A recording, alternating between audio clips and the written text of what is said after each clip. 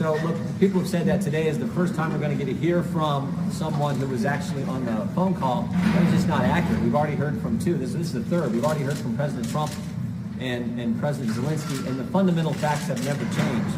We've got all kinds of opinions from several witnesses over the last few weeks, but the fundamental facts are just that fundamental. We have had the call transcript where we see no conditions placed on aid in the call, no quid pro quo. We've had the two people on the call, President Trump and President Zelensky, say there was no pressure, no one was pushed, no conditions whatsoever.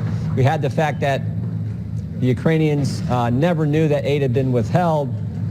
And then, of course, maybe most importantly, we have the simple fact that the Ukrainians did nothing to get the aid released. There was no statement from President Zelensky or from the Ukrainian government. There was no pledge or in action to take on to do any investigations or any particular investigations.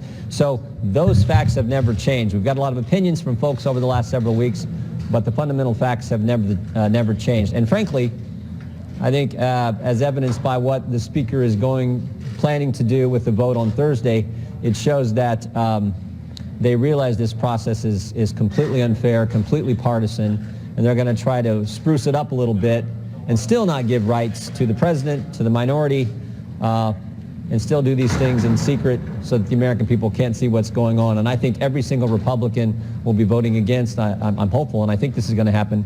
Every single Republican will be voting against the resolution on Thursday.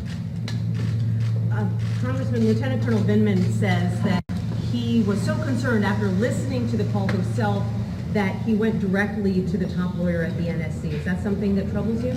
No, because we got the call. Like I said, we know the fundamental facts have never changed. We can read the call. We know what President Trump and President Zelensky have said and the facts I just went through. So, no, it doesn't trouble me. So you think he was wrong to be concerned? No, I will tell you what troubles me.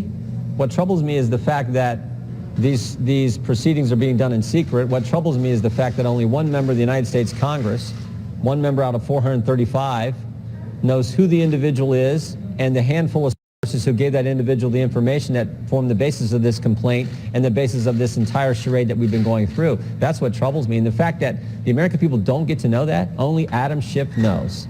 And it's been 78 days. At least 78 days since he learned that information, and no one else knows in the entire country of 300 million people. That's what troubles me more than anything else, particularly now that we're just less than 13 months before an election.